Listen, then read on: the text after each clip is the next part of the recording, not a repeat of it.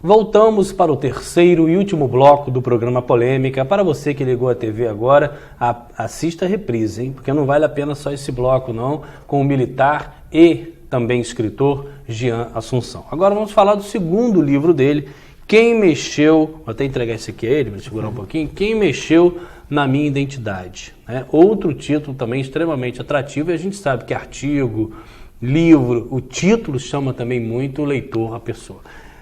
Quem mexeu na minha identidade? Por que esse título?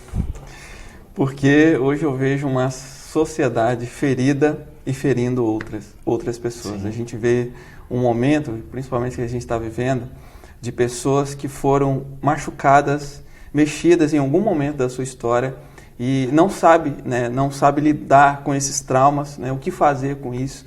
E a gente vê uma série de consequências que vai sendo perpetuado, né, nessa sociedade. Então eu falei, eu preciso escrever sobre isso, um pouco da minha história, né, de tudo que eu vivi, de traumas que a gente vive e tem comportamentos externalizados que às vezes a gente acha, eu sou assim, a minha personalidade é assim, mas na verdade são comportamentos externalizados, fruto de gatilhos que foram gerados dentro de nós, né? A gente tem um conhecimento de que nós temos 3 janelas na nossa mente, né? Uma janela neutra, uma janela de killer, que se chama, o significado dela é assassina, e a janela da luz, que se chama janela light. Então, a construção dessas 3 janelas, é o que, na verdade, vai fazer com que a gente saiba lidar bem, né, nos nossos dias. Então, janela neutra é todas as informações que a gente tem na escola, de informações, de endereço. É a bala comum. Isso. A janela killer, que é essa janela assassina, são as janelas traumáticas, que geram gatilhos em nós. Então, tudo que aconteceu, um abuso na infância, o abandono, né, de um pai, né, um divórcio, um suicídio de um dos pais, isso tudo vai gerando feridas de rejeição, autorrejeição, isso vai gerando, né, a construção dessas janelas.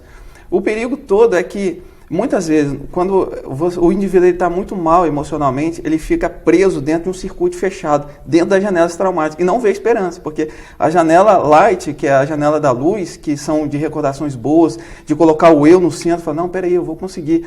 Você não consegue ter acesso às outras janelas. Você fica preso dentro do circuito fechado e fala, blindado. Cara, o que eu vou fazer? Eu vou tirar a minha vida, né? Então, a gente vê muitos jovens vivendo uma sociedade assim, preso nessas janelas traumáticas, pessoas que têm comportamentos, né? Uma pessoa que foi abusada sexualmente não consegue ter um relacionamento, muitas vezes, saudável com seu esposo por causa do trauma que ficou, né? Então, eu falei, preciso escrever sobre isso. Jean, como levar as crianças hoje para a igreja diante de tantos atrativos que fazem com que ela não queira ir à igreja? Sim, pela educação dos seus pais, pelo exemplo dos seus pais, né? Eu vejo isso que os pais serão exemplos em tudo, não apenas ter um discurso disciplinador, mas ver como exemplo, né? Desde do seu comportamento em casa, né? Se o pai ele tem um tempo de comunhão com Deus, lê a Bíblia, eu vejo muito, às vezes a minha filha de 10 anos, eu tenho 2 filhas, a Ana Lu de 10 anos e a Laís de 5. E quando às vezes eu estou no escritório lendo, estudando, meditando, e aí eu vou anotando aquilo que eu estou vendo, ela já automaticamente pega o caderno de meditação dela e vai para o quarto dela. Aí daqui a pouco eu terminei meu tempo, que eu estou na cozinha fazendo uma coisa, ela volta e fala, pai, já meditei hoje também. Eu falo, que coisa boa. Então, sem eu precisar dar uma ordem, ela começa a ver. Então, você começa a atrair a presença de Deus. Quando você fala dessa meditação, você fala de uma leitura específica, técnica? A meditação, eu falo que é o meu tempo de qualidade com Deus, né? Eu pego, por exemplo, eu estou estudando o livro de Atos agora, então eu vou ler o capítulo 12, um trecho dele, e vou sentar para entender melhor o texto e o contexto, né? Porque às vezes a gente tem, hoje na sociedade do fast food, eu vejo isso, que até se alimentar da Bíblia é fast food.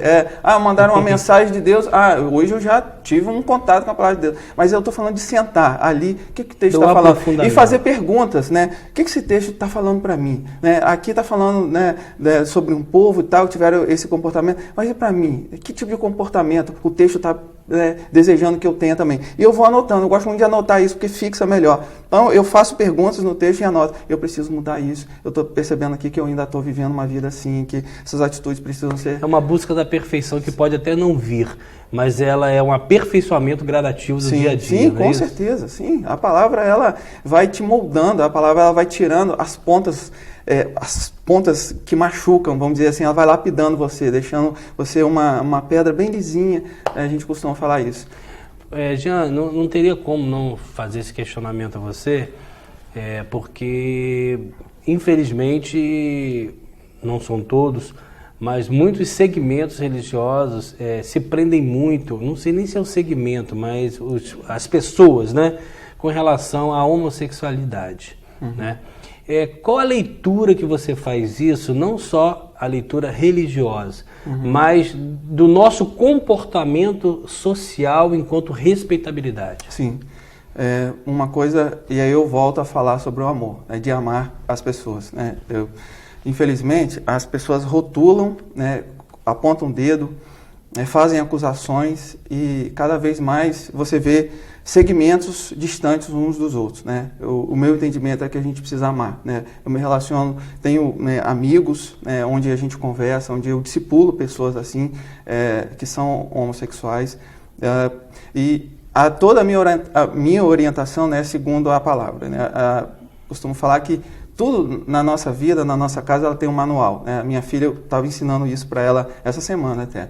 A gente compra uma televisão, tem um manual, né? A gente compra um liquidificador, tem um manual que diz, liga na voltagem 110. Se você ligar de forma errada, vai queimar, vai destruir. Então, eu estava ensinando para ela, Ana Lu, a gente tem um manual que é a Bíblia. Então, hoje, para mim, Jean, meu manual de regra, fé e prática são as Escrituras, né? E as Escrituras nos diz que Deus criou, em Gênesis capítulo 1, versículo 27, criou o homem e a mulher, né?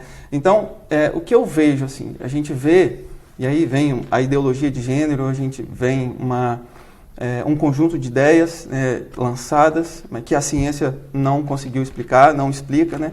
E onde eu fico com a minha regra de fé e prática, que é as Escrituras. O que a Escritura fala sobre isso, né? A Escritura, ela condena a prática. Como condena a prática de quem adultera, como condena a prática de quem rouba, de quem mata, né? A Bíblia condena. Então, eu não vou praticar aquilo que a Bíblia condena. E ensino isso. Isso é contra a vontade de Deus, né? Deus fala em Romanos, capítulo 1, não herdarão o reino dos céus quem tais coisas pratica, a imoralidade, enfim, a avareza, enfim. Tem uma série de questões ali. Então, são pessoas que a gente ama, acolhe, entende das fragilidades. Muitas pessoas que eu converso abriram gatilhos na infância. Foi um abuso de um vizinho, foi um abuso de um tio, né, que abriu uma brecha, né, nessa área da sexualidade, tirou, vamos dizer, a ingenuidade, né, daquela criança e abriu-se uma brecha, o que eu sou. Aí não teve a presença do pai, né, não, eu sou isso. E aí uma série de abusos, a gente está acompanhando um jovem assim, foi abusado por um vizinho que trouxe todos os primos para abusar dele também, uma série de sequências. Trágico, e não teve ninguém para cuidar, e aí foi crescendo assim, eu acho que eu sou isso e tal. Então assim, uma alma mexida, uma alma ferida, vamos dizer assim, que foi aberta uma brecha, essa janela traumática, ela fica muito instável, o que eu sou. E aí você vem uma sociedade onde vai buscando querer fazer um conjunto de ideias, né? Você vem, durante toda a história, vários filósofos, Kant, não, você é isso, você é aquilo, o que é o ser, enfim, eu sou ser ontológico, o que eu sou? E vem uma porção de ideias. Para não se perder, o que eu faço? Eu vou para as Escrituras, o que eu sou? O que a Escritura diz que eu sou? Então eu vou viver o que as Escrituras diz que eu sou. E isso tem sido uma linha importante nesse zelo, nesse cuidado com as pessoas? Sim, muito. A gente precisa ter muito esse zelo. A igreja, muitas vezes, ela não está sabendo lidar com isso, né? Por isso que eu falo assim, um comportamento... Nós temos igrejas demais, já? Igrejas demais? Não. Porque a vontade de Deus é que todo mundo... Não, me refiro em segmentos, porque lá no começo a gente falou dos fariseus, né? Uhum. Existe o boato, porque eu não sei se é verdade, é tão fácil abrir uma igreja, vai abrir uma igreja, vai fazer não sei o quê. Eu estou falando dessa vulgaridade nesse contexto, isso existe? Não, a gente tem muitas, né, denominações, e aí eu não estou aqui para falar qual que é a certa, qual que é a errada, a gente tem... O que a gente tem, muitas vezes, são ambientes religiosos longe de viver a verdade que Jesus deixou para que a sua igreja viva de forma verdadeira. Que ama, que exorta, que educa, que acolhe, que cuida, que ministra. Então, é essa igreja, a igreja verdadeira. Acho que no texto de Tiago, que Jesus fala assim, que o apóstolo fala, A igreja verdadeira é aquela que cuida dos órfãos e das viúvas. Então, é aquele que tem um amor para o próximo, que acolhe o próximo, né? Eu não estou falando aqui de uma religiosidade, uma prática, mas aquele que de fato é seguido por um amor. Não, que eu vou fazer isso para ser salvo. Não, mas eu vou fazer isso porque eu sou salvo. Eu sou cristão, a palavra cristão significa pequeno Cristo. Eu sou parecido com Cristo. Cristo, ele andava no meio de pessoas rejeitadas da sociedade, né? Você tem um exemplo nas Escrituras de um homem que ele tinha lepra, e o leproso ele tinha que ficar separado, né? Ele não podia mais abraçar seu filho, a sua esposa, porque a lepra ela pega por gotícula, então ele era uma sociedade à parte. Com sino?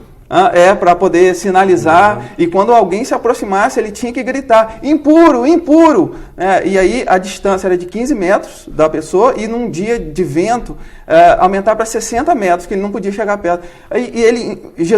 Um homem vai até ele, um leproso, cai aos pés e fala, Senhor, se você quiser, eu posso ficar limpo, né? E aí, o que Jesus fala? Olha os detalhes da Bíblia, por isso que eu falo de meditar, de sentar, para ver os detalhes das Escrituras. As Escrituras falam assim, então Jesus chegou para aquele homem e o tocou. Olha só, percebe o toque dele. Jesus, ele curou muitas pessoas com falar, né? A filha do centurião, com uma fala, ele liberava a cura. Mas olha, para aquele homem que tinha problema de toque, de alguém tocá-lo, a Bíblia fala, Jesus então tocou, e então falou, eu quero. Esteja limpo. E aí aquele homem foi curado. Então, olha o problema de relacionamento da alma. A alma, essa ferida na alma, ela é aberta desses relacionamentos que a gente tem interpessoais. Vai abrindo essas crateras dentro de nós. E aí Jesus resolve o primeiro problema. Cara, eu não estou aqui para poder te acusar, para poder te falar, eu estou aqui para te tocar. Eu quero que você seja limpo. Fica curado agora. Então, sabe essa proximidade que Jesus... Então, esse amor resgatador de Jesus é o que a igreja precisa viver nos dias de hoje. É o que a gente tem buscado viver com esses grupos pequenos, chamados célula, que é uma forma de a gente estar mais perto, nas casas, adorando a Deus, ministrando a verdade do amor de Deus. Jean, ainda temos 3 minutos, eu queria que você fizesse suas considerações finais, mas antes uma pergunta. Hoje se sobrevive mais do que vive.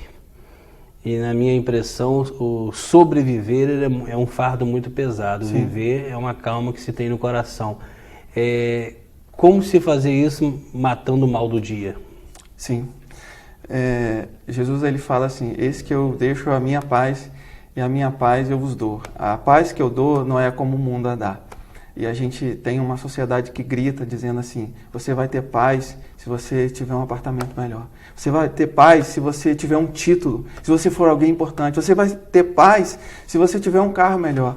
Eu confesso que eu vivi muito tempo da minha vida, na minha adolescência, de todos os traumas, de tudo que eu vivi, achando que eu seria mais feliz se eu tivesse determinadas coisas. Eu lembro que na época que lançou o notebook, eu juntei 5 mil reais, trabalhei muito. No hospital fiz muito plantão para juntar aquele dinheiro, porque eu achava assim, o dia que eu comprar o notebook, eu vou ser alguém diferente, vou ser muito feliz. Eu me recordo claramente, fui no Rio, comprei, coloquei no meu colo, falando, caramba, o vazio ainda continua a mesma coisa. Então, a presença do Espírito Santo de Deus traz uma leveza tão maravilhosa, porque traz essa cura interior e traz essa paz que você, mesmo vivendo diante de tantos infortúnios, você consegue olhar, você consegue ter uma leitura, olhar o outro que está, às vezes, te acusando, sendo agressivo com você e ter um olhar misericordioso como o Senhor, porque a presença de Deus em nós nos faz ser assim, ter atitudes diferentes. Eu queria que você aproveitasse esse 1 minuto e fizesse as suas considerações finais e falasse um pouquinho ainda do 3º livro. Você tem 1 minuto. Verdade. Então, há esperança para você. Se você hoje vive uma vida de traumas, uma vida de perdas, uma vida que você acha que talvez é a pessoa mais esquecida, que pessoas te rejeitaram, te abandonaram, pais, marido, e às vezes a gente até olha e acha assim, até Deus me rejeitou, mas não.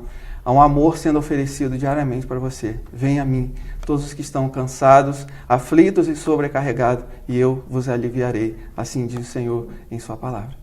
Perfeito. Estamos aqui terminando mais um programa Polêmica com o militar, escritor e pastor Jean Assunção, e até semana que vem com mais um entrevistado.